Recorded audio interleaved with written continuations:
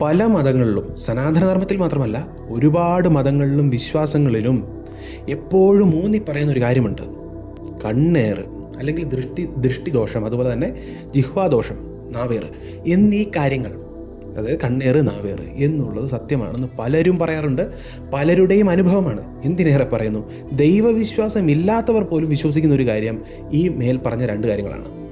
ചില ആളുകൾ നമ്മളെക്കുറിച്ച് എന്തെങ്കിലും പറഞ്ഞാലോ നമ്മളെക്കുറിച്ച് എന്തെങ്കിലും വിചാരിച്ചാലോ ചിലരുടെ ദൃഷ്ടി ഇതൊക്കെ നമ്മളെ വലിയ രീതിയിൽ താഴേക്ക് നയിക്കുന്ന കാര്യങ്ങളാണ്. മുകളിലേക്ക് നയിക്കുമെന്ന് പറഞ്ഞതുപോലെ എന്നിട്ട് ഓപ്പോസിറ്റ് താഴേക്ക് നയിക്കുന്ന കാര്യങ്ങളാണ്. എങ്കിൽ ചിലരുടെ അനുഗ്രഹം നമ്മളെ മേലേക്ക് ഉയർത്തുന്നതാണ്. ചിലരുടെ അനുഗ്രഹം, ചിലരുടെ ദൃഷ്ടി, ചിലരുടെ നാവ് പലപ്പോഴും നമ്മളെ മുന്നോട്ട് നയിക്കുന്നതുമാണ്. അപ്പോൾ രണ്ട് ഓപ്പോസിറ്റ് കാര്യങ്ങളാണ് നമ്മൾക്ക് പറയാനുള്ളത്. ചിലരുടെ അനുഗ്രഹം നമ്മളെ മുന്നോട്ട് നയിക്കും, ചിലരുടെ കണ്ണ്, ചിലരുടെ നാക്ക് നമ്മളെ താഴേക്ക് നയിക്കും. ഇതെങ്ങനെ നമ്മൾ മനസ്സിലാക്കും? നമ്മളെ കൂപ്പ് കുത്തിക്കുന്ന നോട്ടങ്ങളും നമ്മളെ കൂപ്പ് കുത്തിക്കുന്ന സംസാരവും എങ്ങനെ മനസ്സിലാക്കാൻ സാധിക്കും?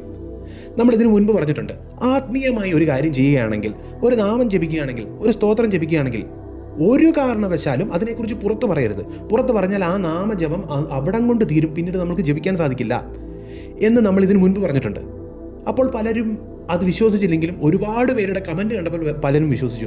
പലരും പറഞ്ഞു, ഞാനിങ്ങനെ നാമം അല്ലെങ്കിൽ ഞാൻ ഈ സ്തോത്രമാണ് ജപിക്കുന്നത്, ഞാൻ ഇന്ന കാര്യമാണ് ചെയ്യുന്നതെന്ന് പുറത്ത് പറഞ്ഞതേ എനിക്ക് ഓർമ്മയുള്ളൂ, പിന്നീട് അതെനിക്ക് മുന്നോട്ട് കൊണ്ടുപോകാൻ സാധിച്ചില്ല എന്ന് പലരും പറഞ്ഞിട്ടുണ്ട്. അതിന് രണ്ട് കാര്യമുണ്ട്. ഒന്ന്, പലരുടെയും ദൃഷ്ടിദോഷമോ നാവേറോ അങ്ങനെയൊന്നും ആയിരിക്കില്ല. അതിനപ്പുറം നമ്മൾ പലപ്പോഴും പല കാര്യങ്ങളും ഗുപ്തമായി സൂക്ഷിക്കണം. ആത്മീയ കാര്യങ്ങളിൽ തീർച്ചയായും നമ്മൾ ചെയ്യുന്ന കാര്യങ്ങൾ, നമ്മളുടെ നട്ടെല്ലാണ് ആ കാര്യങ്ങൾ, നമ്മൾ ചെയ്യുന്ന ആത്മീയ കാര്യങ്ങൾ.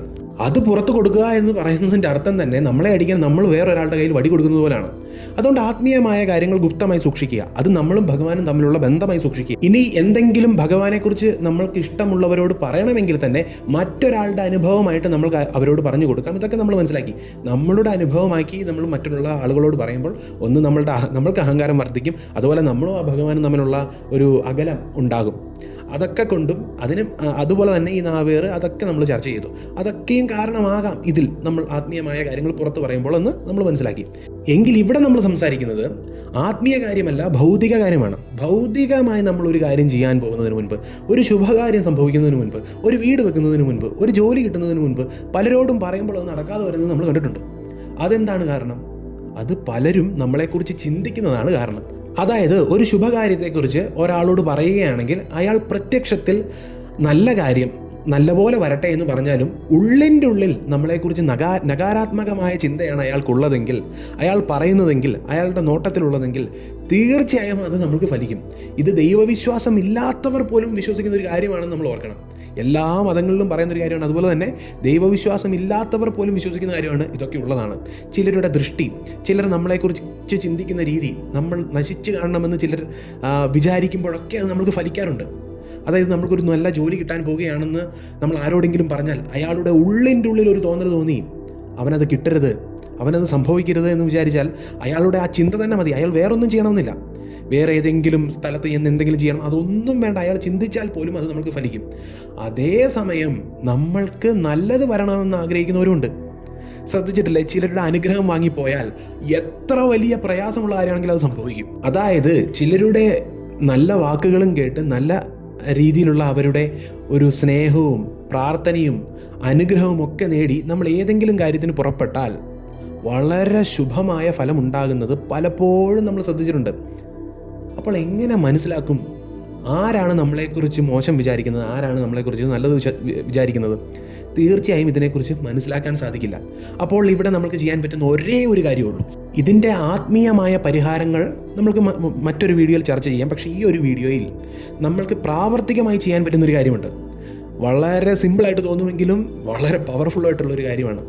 എന്താണെന്നറിയാമോ? പരമാവധി ആരോടും പറയാതിരിക്കുക. അത് കൂട്ടുകാരാണെങ്കിലും ശരി, ബന്ധുക്കളാണെങ്കിലും ശരി, പുറത്ത് ആരോടും പറയാതിരിക്കുക. ഒരു കാര്യം നമ്മൾക്ക് എല്ലാം ഉറപ്പല്ലേ, നമ്മളുടെ മാതാപിതാക്കൾ നമ്മൾക്ക് നന്മ വരാൻ മാത്രമേ ആഗ്രഹിക്കുകയുള്ളൂ എന്ന്. ആരോടെങ്കിലും പറയണമെങ്കിൽ നമ്മളുടെ മാതാപിതാക്കളോട് മാത്രം പറയുക. അവരുടെ അനുഗ്രഹത്തിന് ദൈവത്തിൻ്റെ അനുഗ്രഹത്തേക്കാൾ ശക്തിയുള്ള അനുഗ്രഹമാണ്. അതുപോലെ നമ്മളുടെ ഗുരുക്കന്മാരോടും നമ്മൾക്ക് പറയാം. നമ്മളുടെ ഗുരുക്കന്മാരും മാതാപിതാക്കളും നമ്മൾ വളർന്നു കാണണമെന്ന് ആഗ്രഹിക്കുന്നവരാണ്, നമ്മൾ രക്ഷപ്പെട്ട് കാണണമെന്ന് ആഗ്രഹിക്കുന്നവരാണ്. അതുകൊണ്ട് തന്നെ നമ്മൾക്ക് ധൈര്യമായി പറയാൻ സാധിക്കുന്ന, എനിക്കൊരു ശുഭകാര്യം സംഭവിക്കാൻ പോവുകയാണ്, അതിന് നമ്മൾക്ക് ഒരു അനുഗ്രഹം അല്ലെങ്കിൽ ഒരു സ്നേഹം, പ്രാർത്ഥന ഇതൊക്കെ കിട്ടുമെന്ന് ഉറപ്പിച്ച് പറയാൻ സാധിക്കുന്നത് മാതാപിതാക്കളും ഗുരുക്കന്മാരും മാത്രമേ ഉള്ളൂ. അതിനപ്പുറം നമ്മളുടെ നേട്ടം കാണാൻ ആഗ്രഹിക്കുന്ന ഒരുപാട് മുതിർന്ന വ്യക്തികളും ഒരുപാട് സുഹൃത്തുക്കളും ഉണ്ടായിരിക്കും. പക്ഷെ നമ്മൾക്കത് തരം തിരിച്ചറിയാൻ സാധിക്കില്ല. നമ്മൾക്ക് ഉറപ്പിച്ച് പറയാൻ സാധിക്കും, നമ്മളുടെ അമ്മ നമ്മൾക്ക് നന്മ മാത്രമേ വിചാരിക്കുകയുള്ളൂ. ആ അമ്മയുടെ അനുഗ്രഹം ഉറപ്പായും കൂടെ ഉണ്ടായിരിക്കും. അതുപോലെ തന്നെ നമ്മളുടെ പിതാവ് നമ്മളുടെ നന്മ കാണാൻ, നമ്മൾ വിജയിച്ച് കാണാൻ, അതിൽ അഭിമാനം കൊള്ളാൻ കാത്തിരിക്കുകയാണ്. അതുകൊണ്ട് അദ്ദേഹത്തിൻ്റെ അനുഗ്രഹവും നമ്മൾക്കുണ്ടായിരിക്കും. നമ്മളുടെ ഗുരുക്കന്മാർ, നമ്മളോട് സ്നേഹമുള്ള ഗുരുക്കന്മാരെക്കുറിച്ച് നമ്മൾക്കറിയാമല്ലോ. നമ്മളുടെ ഏറ്റവും മോശം സമയത്തും കൂടെ നിന്നിട്ടുള്ള, നമ്മൾക്കെല്ലാം തുറന്നു പറയാൻ സാധിച്ചിട്ടുള്ള, നമ്മളെപ്പോഴും വിജയിച്ച് കാണണമെന്ന് ആഗ്രഹിച്ചിട്ടുള്ള നമ്മളുടെ ഗുരുക്കന്മാരെക്കുറിച്ച് അറിയാമല്ലോ. അവരുടെ അനുഗ്രഹം വേണം.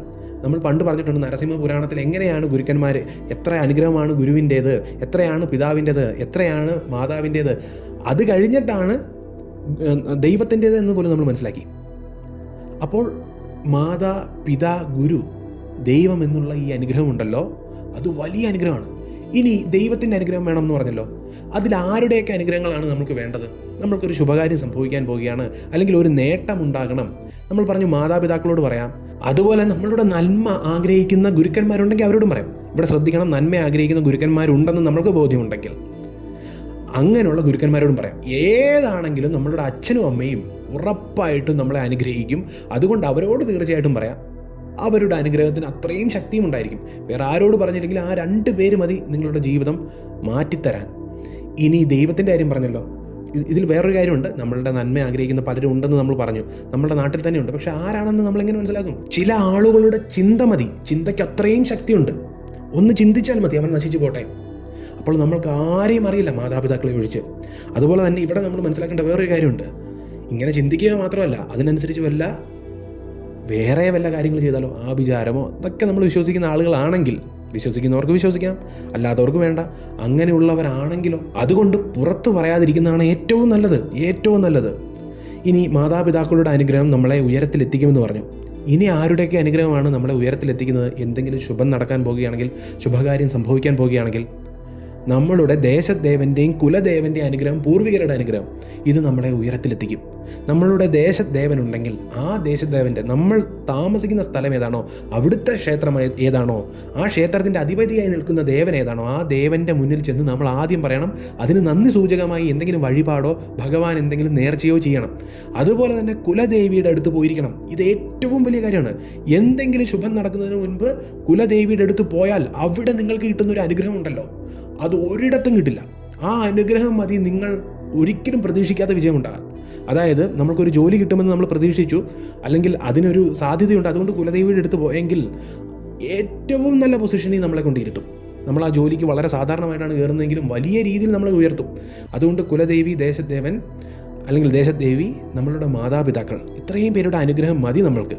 ഇനി നമ്മളുടെ നന്മ ആഗ്രഹിക്കുന്ന ബന്ധുക്കളും സുഹൃത്തുക്കളും ഉണ്ട് എന്ന് നമ്മൾക്ക് അത്രയ്ക്ക് വിശ്വാസമുണ്ടെങ്കിൽ, പാറ പോലെ ഉറച്ച വിശ്വാസമുണ്ടെങ്കിൽ അവരോടും പറയാം.